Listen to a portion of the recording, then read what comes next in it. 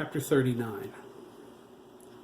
Donald Barry's heart sank when Hiram pulled into the liquor store parking lot. He reached under the counter and took out a pint bottle of Seagram's gin.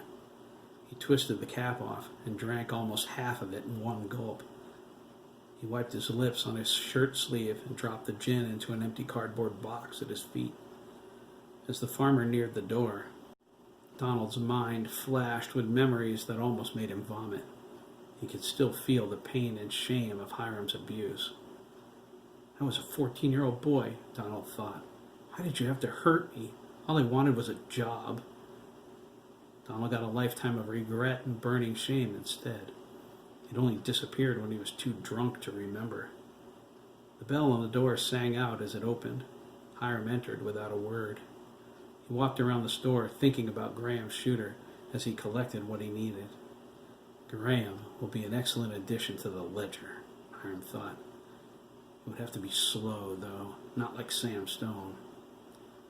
Hiram laid a bottle of Hennessy on the counter, along with a six-pack of Schaefer. Donald rang it up, his hand shaking. Hiram scowled at him. He smelled as if he hadn't bathed in weeks. Hiram thought, I could have saved him from this. He took the liquor and walked toward his pickup truck. Forget Arthur's tab, too. He can fork up the dough later.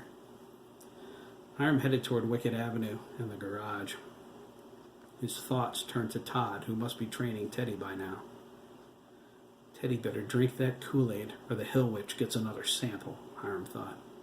No more stupid mistakes like Chris McKee. I wish she would let me kill him. Why does she want him alive? She didn't show that much concern for the others, like Terry Greer. Did she? Terry was a young blonde boy hitchhiking back to Connecticut after skipping a day of summer school to go to the beach.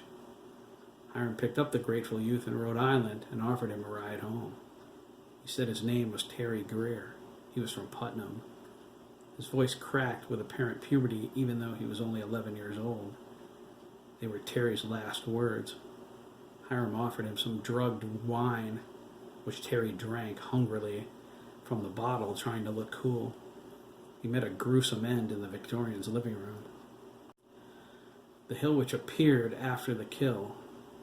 She knelt by Terry's head, oblivious to the pool of blood surrounding them. She withdrew a syringe from the large pocket in the front of her brown skirt and removed the cap. Hiram stared at her as she inserted the needle into Terry's temple and pulled the plunger back. The clear tube filled with a pinkish-colored liquid. She pulled the needle out when the liquid turned to blood. She squeezed the blood out and replaced the cap. She stood up, grinning, her eyes glowing. The presence of God in man, Hiram, she said, holding up the syringe. The memory disappeared as Hiram pulled into the garage. The clock is ticking, he thought, and shut down the motor. Tonight, there will be blood and death.